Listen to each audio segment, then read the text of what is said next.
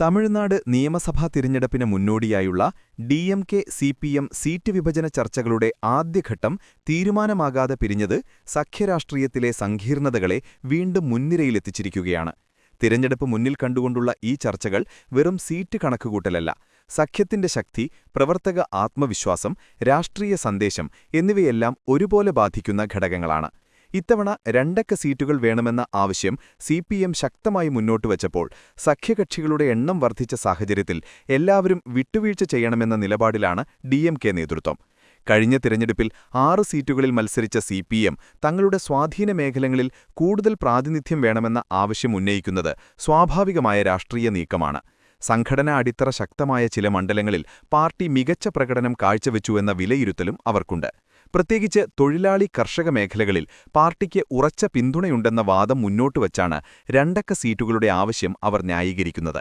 തിരഞ്ഞെടുപ്പ് മുമ്പ് പ്രവർത്തകരിൽ ഉണർവും ആത്മവിശ്വാസവും വളർത്താൻ കൂടുതൽ സീറ്റുകൾ ആവശ്യമാണ് എന്നതാണ് അവരുടെ നിലപാട്. എന്നാൽ ഭരണകക്ഷിയായ DMKയുടെ കാഴ്ചപ്പാട് ഇതിൽ നിന്ന് വ്യത്യസ്തമാണ്. സഖ്യത്തിൽ കോൺഗ്രസ് ഉൾപ്പെടെ മറ്റു കക്ഷികളും സീറ്റ് ആവശ്യപ്പെടുന്ന സാഹചര്യത്തിൽ ഒരേയൊരു ഘടകത്തിന് 2 സീറ്റുകൾ അനുവദിക്കുന്നത് രാഷ്ട്രീയമായി പ്രായോഗികമല്ലെന്ന വിലയിരുത്തലിലാണ് പാർട്ടി. കഴിഞ്ഞ തവണത്തെ പ്രകടനം, വിജയസാധ്യത, മണ്ഡലങ്ങളുടെ സാമൂഹിക രാഷ്ട്രീയ ഘടന എന്നിവയെ അടിസ്ഥാനമാക്കിയാകും അന്തിമ തീരുമാനമുണ്ടാകുക എന്ന് DMK സ്ക്രീനിംഗ് കമ്മിറ്റി വ്യക്തമാക്കിയിട്ടുണ്ട്.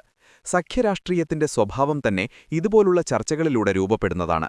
കൂട്ടുകക്ഷികൾ തമ്മിലുള്ള ബലപരീക്ഷണം അനിവാര്യമെങ്കിലും അത് സഖ്യ ഐക്യത്തെ ബാധിക്കാതിരിക്കണമെന്നതാണ് പ്രധാന വെല്ലുവിളി. തമിഴ്നാട്ടിൽ BJP-AIDMK ശക്തമായി രംഗത്തുള്ള സാഹചര്യത്തിൽ DMK മുന്നണി പരമാവധി ഐക്യത്തോടെ രംഗത്തെത്തേണ്ടത് അനിവാര്യമാണ്.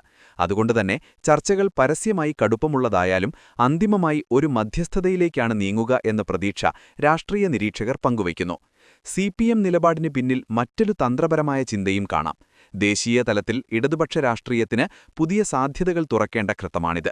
തമിഴ്നാട്ടിൽ സഖ്യത്തിൽ കൂടുതൽ പ്രാതിനിധ്യം നേടുന്നത് പാർട്ടിയുടെ പ്രാദേശിക സ്വാധീനം ഉയർത്താനും ദേശീയ രാഷ്ട്രീയത്തിൽ തങ്ങളുടെ നിലപാട് ശക്തമാക്കാനും സഹായകരമാകുമെന്ന് അവർ കണക്കുകൂട്ടുന്നു. അതേസമയം DMKയ്ക്ക് ഭരണനിലപാട് സംരക്ഷിക്കുകയും സഖ്യഘടകങ്ങളെ സമതുലിതമായി കൈകാര്യം ചെയ്യുകയും ചെയ്യേണ്ട ബാധ്യതയുണ്ട്. രാഷ്ട്രീയ കണക്കുകൂട്ടലുകൾക്ക് പുറമെ ജനാഭിപ്രായവും പ്രധാനമാണ്. സഖ്യകക്ഷികൾ തമ്മിലുള്ള പൊതുധാരണയും ഏകോപനവും വോട്ടർമാർക്ക് നൽകുന്ന സന്ദേശം നിർണായകമാണ്. സീറ്റുകൾക്കായുള്ള തർക്കം ദീർഘിക്കുകയോ പരസ്യമായ അഭിപ്രായ വ്യത്യാസങ്ങളിലേക്ക് നീങ്ങുകയോ ചെയ്താൽ അത് പ്രതിപക്ഷത്തിന് ആയുധമാകാൻ സാധ്യതയുണ്ട്.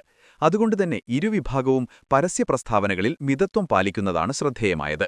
വരും ദിവസങ്ങളിൽ നടക്കുന്ന 2ാം ഘട്ട ചർച്ചകളിലാണ് നിർണായകമായ തീരുമാനങ്ങളുണ്ടാകുക. സാധാരണയായി ഇത്തരം സാഹചര്യങ്ങളിൽ ഒരു മധ്യവഴി കണ്ടെത്തുന്നതാണ് പതിവ്. 2 സീറ്റുകളുടെ ആവശ്യം പൂർണ്ണമായി അംഗീകരിക്കാതിരുന്നാലും കഴിഞ്ഞ തവണത്തേക്കാൾ കൂടുതൽ സീറ്റുകൾ നൽകുന്ന തരത്തിലുള്ള ധാരണയിലേക്ക് നീങ്ങാനാണ് സാധ്യത.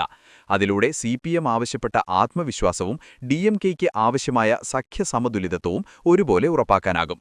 സഖ്യരാഷ്ട്രീയത്തിന്റെ വിജയകരമായ മാതൃകയായി പലപ്പോഴും തമിഴ്നാട് ചൂണ്ടിക്കാണിക്കപ്പെട്ടിട്ടുണ്ട്. വ്യത്യസ്ത ആശയധാരകളുള്ള കക്ഷികൾ പൊതുവായ ലക്ഷ്യങ്ങൾക്കായി ഒരുമിക്കുന്നതിൽ സംസ്ഥാനത്തിന് ദീർഘപരമ്പരയുണ്ട്. അതിനാൽ ഈ ചർച്ചകളും ഒടുവിൽ ധാരണയിലെത്തുമെന്ന ആത്മവിശ്വാസം രാഷ്ട്രീയ വൃത്തങ്ങളിൽ ശക്തമാണ്. തിരഞ്ഞെടുപ്പ് അടുക്കുമ്പോൾ സഖ്യ ഐക്യവും തന്ത്രപരമായ സീറ്റ് വിഭജനവും തന്നെയാണ് വിജയത്തിന്റെ താക്കോൽ.